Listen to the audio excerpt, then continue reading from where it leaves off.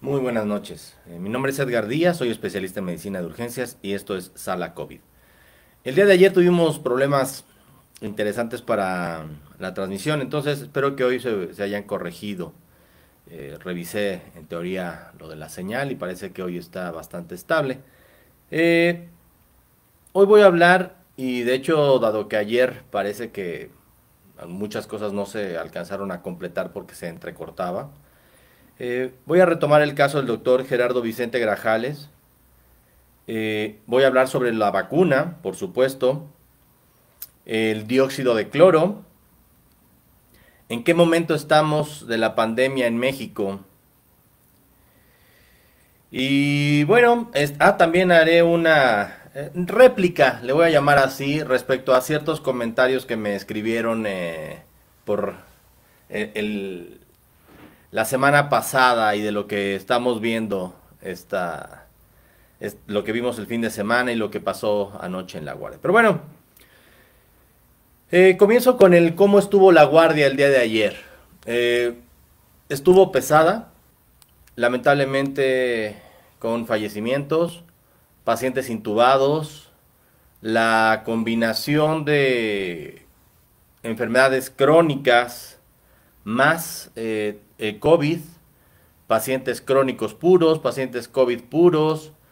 Entonces, ahorita estamos teniendo tres circunstancias preocupantes. Por un lado, los pacientes crónicos que llegan descompensados a los hospitales, es decir, pacientes con diabetes, con hipertensión, eh, con enfermedades pulmonares, con sangrado tubo digestivo, que por temor a acudir al hospital o porque están cerradas las consultas de especialidades, retrasan su llegada al médico y cuando llegan ya están lamentablemente muy graves. La otra, pacientes con diabetes, con hipertensión, descontrolados y que aparte tienen COVID. Como sabemos, el 75% aproximadamente de los pacientes que llegan a hospitalizarse por COVID tienen un factor de riesgo predisponente como diabetes, hipertensión, obesidad, enfermedades pulmonares, embarazo. De eso también voy a hablar ahorita. Eh, este tipo de pacientes tienen un mayor riesgo de desarrollar un COVID-19 grave o crítico. Sin embargo, hemos estado detectando pacientes que no tienen factores de riesgo hasta en una cuarta parte y que llegan a hospitalizarse y lamentablemente hacen casos moderados, algunos graves, otros muy raros también, pero también nos presentan pacientes que llegan en estado crítico sin factores de riesgo conocidos, ¿eh? Y ahorita también aclaro eso. Entonces, estos tres grupos de pacientes que están llegando a la sala de urgencia, lamentablemente ya llegan en estados muy avanzados de la enfermedad y pues ya nuestra oportunidad de hacer algo en cuanto al tratamiento de sostén, porque esto es otra cosa que debo aclarar, dado que ahorita COVID-19 no tiene, y por favor aclaro, no tiene tratamiento específico. Lo que hacemos en los hospitales es terapia de sostén, de apoyo, acompañamiento, etcétera. Lo que es la intubación para mantener la sobrevida del paciente y permitir o darle, ganar tiempo para que su cuerpo responda, así como ciertas medidas terapéuticas que algunas de ellas están demostrando cierta efectividad. Pero todo finalmente sigue siendo experimental y todo sigue siendo aprendizaje. Me voy sobre el siguiente tema que considero indispensable reforzar. El caso del doctor Gerardo Vicente Grajales Yuca, médico especialista en medicina de urgencias y que estuvo a cargo de la atención de pacientes con COVID-19 y que lamentablemente por una situación, por lo menos le doy el beneficio de la duda, política, resulta que este médico hoy está encarcelado en Chiapas. Eso me parece de verdad lamentable, porque como médico, y se los comentaba ayer, lo reitero el día de hoy, nos arriesgamos al atender pacientes con COVID-19 y de verdad que el riesgo es alto.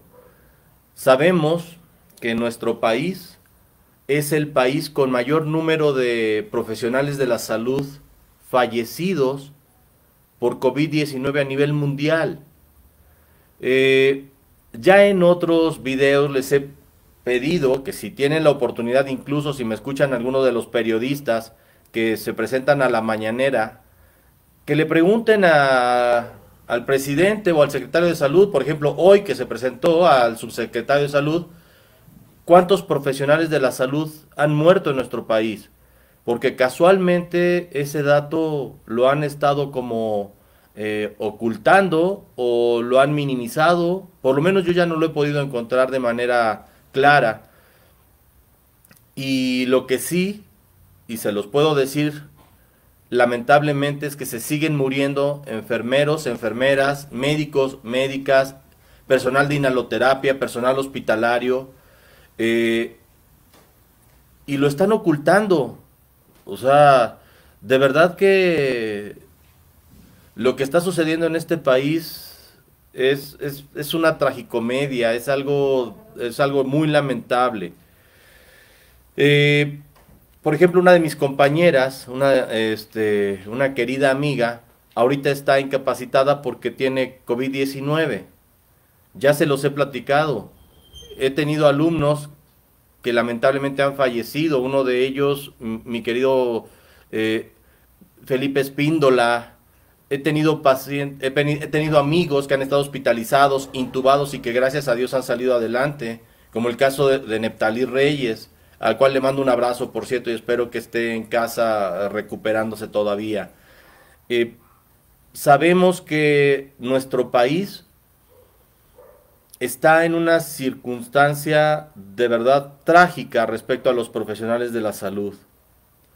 Si esto, o sea, a ver, díganme por favor que, así como se los decía ya en otro video, ¿qué profesión en nuestro país genera 17 muertes diarias en ese rubro? Es decir, que 17 pilotos de avión se murieran diariamente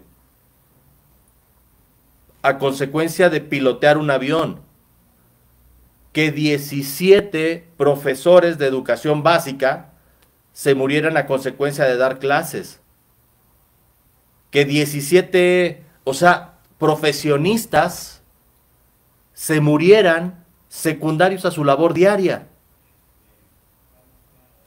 El día 19 de septiembre, si esto no cambia, se tiene planteado el que en la sala de urgencias o trabajemos bajo protesta o de verdad no acudamos para que, yo no sé si llamarle los políticos, los administrativos, de pronto se den cuenta de lo que estamos viviendo como país. Imagínense un día sin médicos. O más aún, un día sin profesionales de la salud en este país. Es decir, un día que no se presenten o que no existan, porque lamentablemente lo estamos viendo, fallecieran todos los médicos, todas las enfermeras. Pero como no, pues el mexicano aguanta, el mexicano se calla, el mexicano está hecho de agachados, que no están dispuestos a alzar la voz. Unidos somos invencibles. Y el día que los profesionales de la salud estemos unidos, los políticos se van a poner de rodillas. Ese día, y de verdad que ya deberíamos darnos cuenta, que es muchísimo más importante para un país, un profesional de la salud, un profesor, un ingeniero que un político. Y tendríamos que darle su lugar, no como lo que estamos viendo hoy en este país. El día 19 de septiembre se celebra en nuestro país el Día del Urgenciólogo.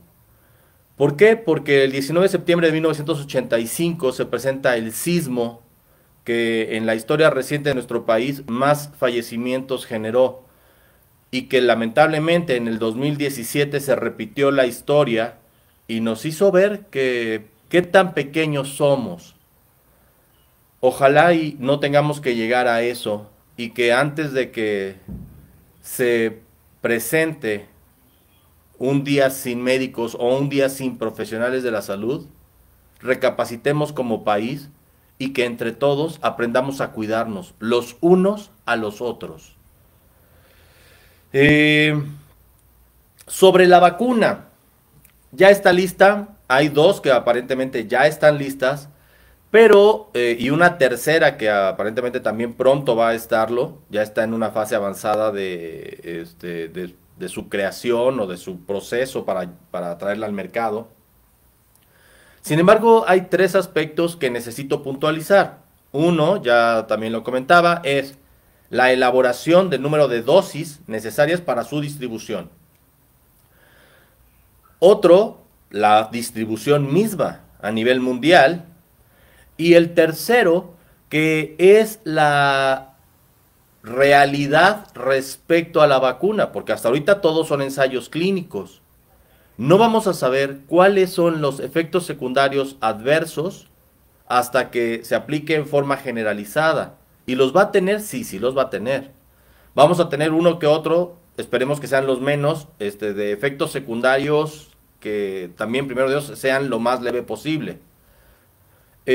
Pero cuando tenemos otra vez gente ignorante diciendo que no saben qué es lo que nos van a inyectar, favoreciendo la resistencia a las vacunas. A ver, en este país y en este planeta no ha habido medida que salve más vidas que la vacunación. No ha habido medida que disminuya tanta invalidez como la vacunación.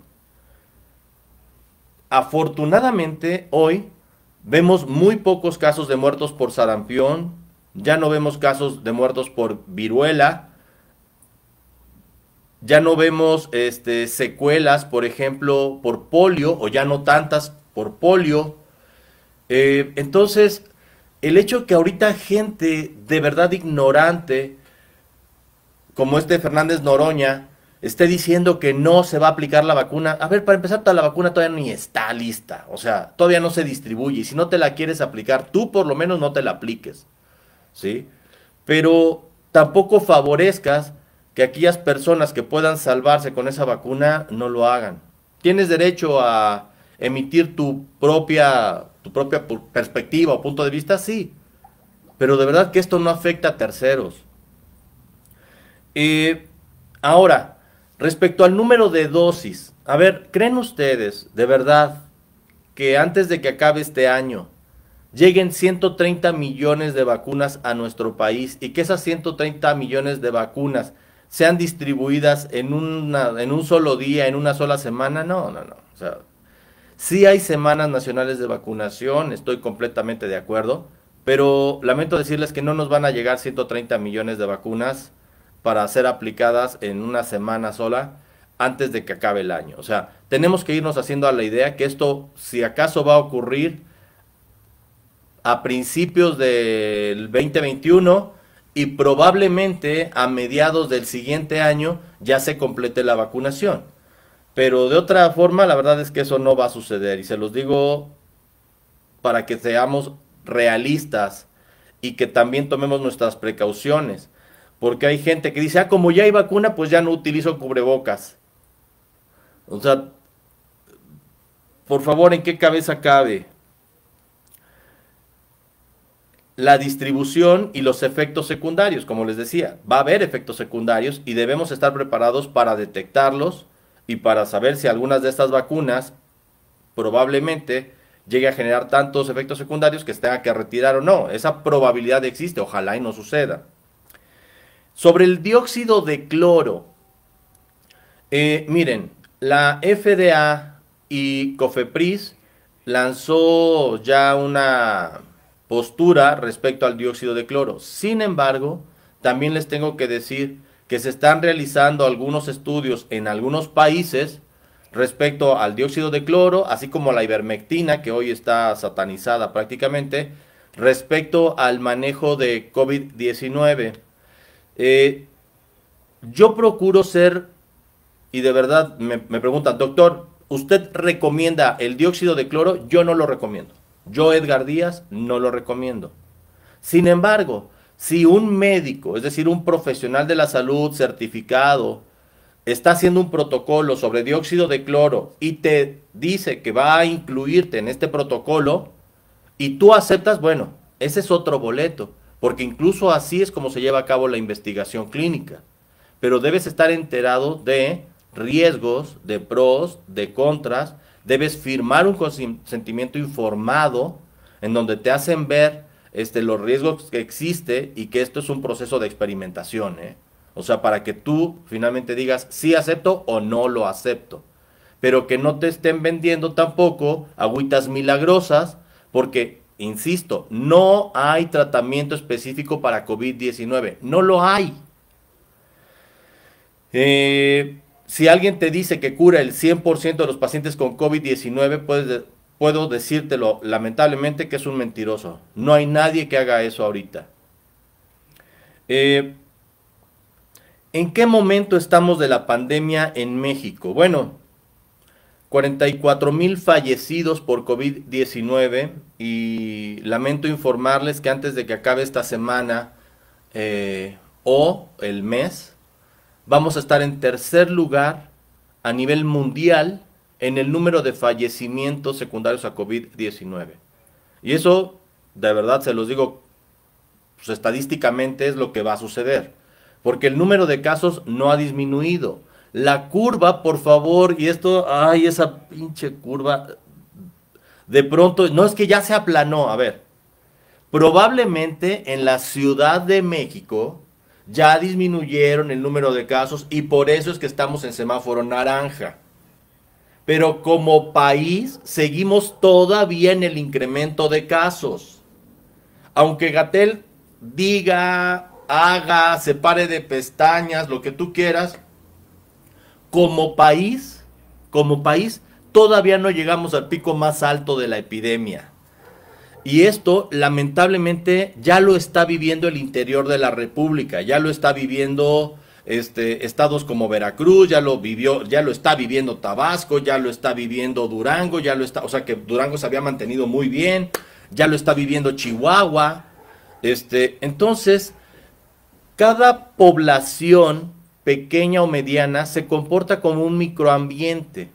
Y entonces, hasta que esa población pequeña no alcance lo que se conoce como inmunidad en rebaño, pues esto va a seguir avanzando. Y estoy hablando de San Felipe de Jesús, Sonora, estoy hablando de Estación Bamoa, estoy hablando de Panabá, estoy hablando de estas poblaciones pequeñas, pero también algunas ciudades medianas, por ejemplo, como Ciudad Valles, que, por cierto, un abrazo a la gente de Ciudad Valles, allá hice el internado médico hace ya muchos años, les mando un abrazo, de verdad que yo espero pronto ir a visitar la Huasteca Potosina, una de las regiones también más hermosas de este planeta. Ahí se reportó que el número de casos lo colocaba en el segundo lugar a nivel nacional por tasa. Bueno, eso pues, lamentablemente sucedió. Se está colapsando el sistema de salud porque no tenían camas o no tienen camas suficientes. Es una ciudad relativamente pequeña que es una ciudad de referencia para toda la Huasteca Potosina. Entonces, pues los hospitales deben estar desbordándose en este momento. Y hablando de desbordamiento, y hablando otra vez de la epidemia, a ver, creo que este país está sufriendo cosas como COVID-19, por supuesto. Acaba de pasar Hanna. Estamos en una vulnerabilidad de verdad importante respecto a otras situaciones, incluyendo la económica. Y tenemos a un viejo loco, ahí haciendo sus mañaneras enfrente del avión presidencial. Otra vez, y agrego, porque me voy a quedar con los comentarios que recibí la semana pasada. Ni soy priista, ni soy panista, ni soy morenista. No, Solo me considero un mexicano crítico, capaz de expresar su punto de vista de manera libre e informada, ¿sí? O sea, porque no nada más emito juicios porque me cae bien o porque me cae el presidente bien o mal el presidente. No tiene por qué caerme bien o por qué caerme mal. Simple y sencillamente me parece que está haciendo un trabajo pésimo como presidente y todo su gabinete, de verdad me parece que es lamentable lo que estamos viendo. Otra vez, no, pero es que ya se acabó la corrupción. Ay, por favor. Veamos a Bartlett, veamos todos los, bueno, ni para qué meterme en ese sentido, pero lo que sí me compete como médico es el hacernos ver que lo que está pasando en nuestro país, insisto, es una tragedia. Se están muriendo los profesionales de la salud como moscas. Fueron a despedir al aeropuerto a los cubanos que vinieron a salvarnos. A ver, otra vez, se han muerto más médicos que los cubanos que llegaron. Y médicos mexicanos, familias mexicanas.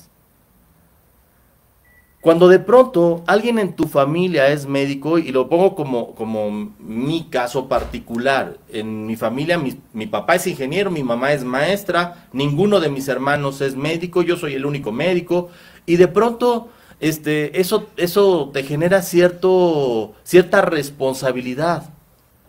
Ahora imagínense lo que están viviendo esas familias en donde el médico falleció por ir a atender pacientes con COVID-19. Perdón, yo no me puedo imaginar lo que podría suceder en mi familia, la falta que les voy a hacer a mis hijos si esto llegara a suceder, la tragedia que se presenta y que luego, aparte de esto, por ir a atender pacientes te puedan encarcelar. Ese es el momento de esta pandemia y de esta epidemia y de este país. Y eso es algo, insisto, que debemos corregir, tenemos que corregirlo.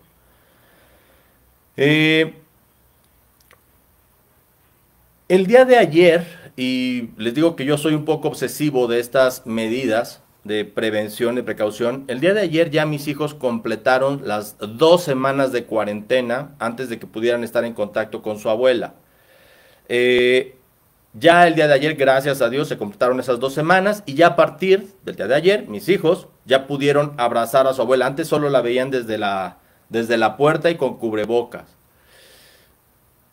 Esa es parte de nuestra nueva realidad, pero también de nuestra nueva responsabilidad, por lo menos de aquí hasta que se genere una vacuna o se encuentre un medicamento que combata COVID-19.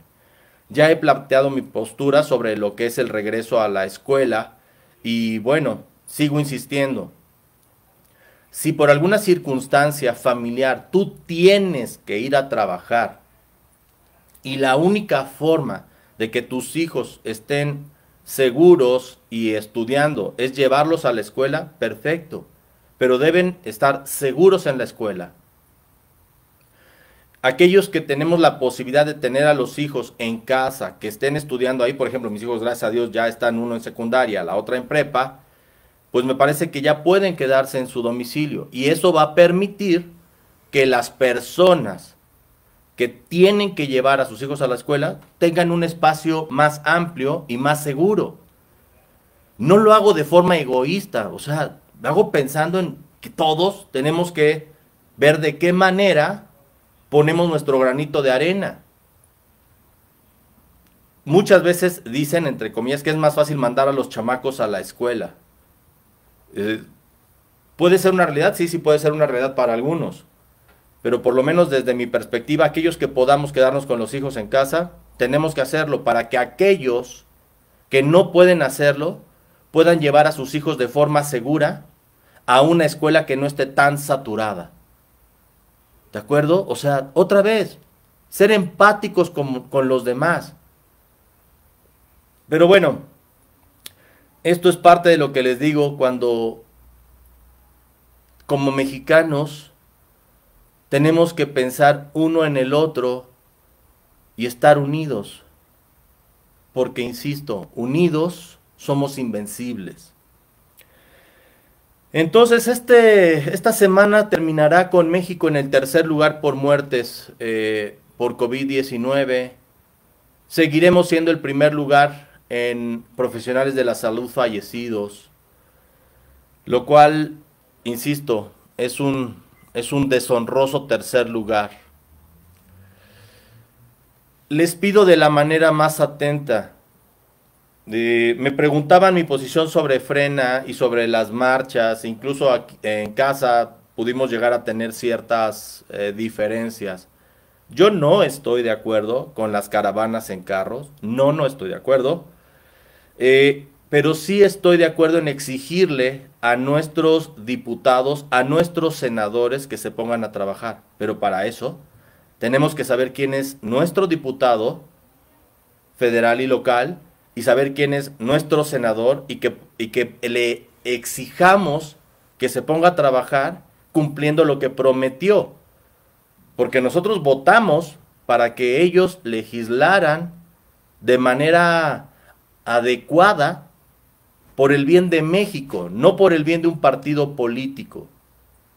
Sabemos que no es una partidocracia lo que tiene este país, ¿eh? Estamos hablando de un país que tristemente ha sido gobernado y sigue gobernado por un grupo de personas que solo ven sus intereses.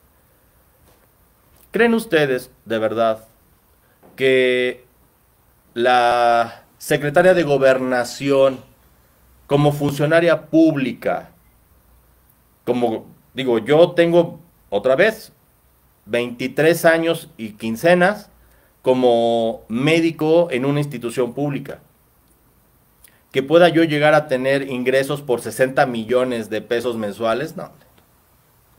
O como personas que son capaces de pagar casas en efectivo o que reciban donativos de su familia, no lo digo por nadie. Pero bueno, en fin, de verdad que qué lamentable lo que estamos viendo, pero solo exigiendo, insisto, yo no quiero que López Obrador se vaya de la presidencia, yo quiero que sea un buen presidente y que le vaya bien a México.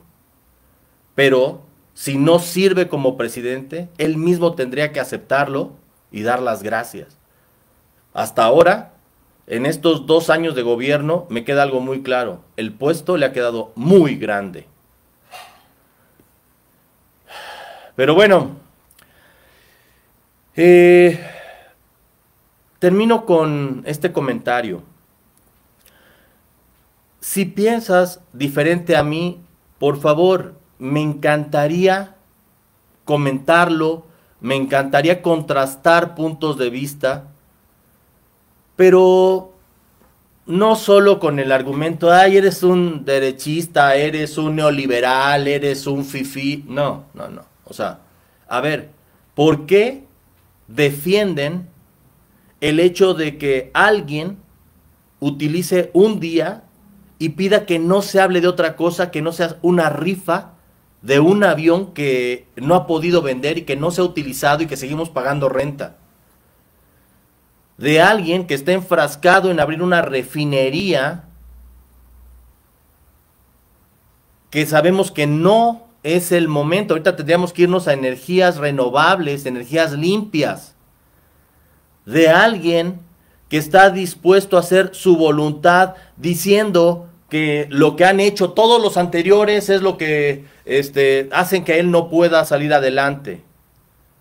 De alguien que está dispuesto a invertir en un estadio de béisbol a lo bruto, que hace un fondo para el béisbol, pero no es capaz de cuidar a sus médicos. De verdad, México, despierta. Estoy de acuerdo en defender posturas, pero estoy en contra de la ceguera selectiva. Ni todo lo que ha hecho López Obrador está mal, pero por favor, tampoco crean que todo lo que está haciendo está bien. Eso, señores, es absurdo. Hasta con mi mamá, que es una de las personas que más amo en este mundo, a mi esposa, con mis hijos, he llegado a tener diferencias de opinión y hemos tenido que discutir para saber cuál es la mejor opción como familia. ¿Por qué creen ustedes que este señor no puede equivocarse? El problema no es que se equivoque. El problema es que no lo reconozca y que no lo corrija. Estas pandemias o esta pandemia y lo que sucede en la sala COVID, mientras este bruto está recibiendo clérigos en el Palacio Nacional, tenemos un hospital en Reynosa inundado. ¿Ese es el presidente que quieres? ¿Ese es el gobierno que quieres? ¿Eso es lo que nos merecemos como país? Lo dejo sobre la mesa. Pero bueno, me despido. Mi nombre es Edgar Díaz, soy especialista en medicina de urgencias y esto fue Sala COVID. Si puedes, por favor, quédate en casa y manténla bien ventilada. Otro punto, me dicen, oye Edgar, ¿qué es mejor? Que llegando me cambie de ropa o que mantenga la casa bien ventilada. Por favor, 1000 veces manténla bien ventilada. El hecho de que personas como yo, que trabajamos en hospital, lleguemos directo al baño, eso es porque el riesgo en mi caso es muy alto para mi familia. Pero si tú solo fuiste al pan, no tuviste contacto, guardaste tu sana distancia, pues en realidad no hay tanto problema, pero sí el que mantengas tu casa bien ventilada. La otra, el uso de cubrebocas. A pesar de que el subsecretario trate de proteger a su Mesías y que siga siendo un gato merolico, todo lo que quieras, y que nos siga poniendo en riesgo, señores, ¿por qué creen que estamos en tercer lugar o que vamos a terminar esta semana en tercer lugar de muertos a nivel mundial? Porque la estrategia no ha funcionado y sigue sin funcionar. Entonces, utiliza cubrebocas y si puedes, también una careta. Lávate las manos de manera continua y si no, utiliza una sustancia para limpiarte las manos con alcohol al 70%. Si toses o estornudas, hazlo de etiqueta. Si te sientes mal, acude con tu médico de confianza de forma temprana. Y todos aquellos que presenten dificultad para respirar, acudan de manera oportuna a la sala de urgencias con camas disponibles más cercanas. Y para eso, tienes que saber cuál de los hospitales está recibiendo COVID. Y hoy otra de las cosas que tengo que decirles, si padeces alguna enfermedad, por favor contrólala, porque hoy el riesgo está altísimo. Que tengas una excelente tarde, una buena noche, ya. Que Dios los bendiga. Nos vemos mañana.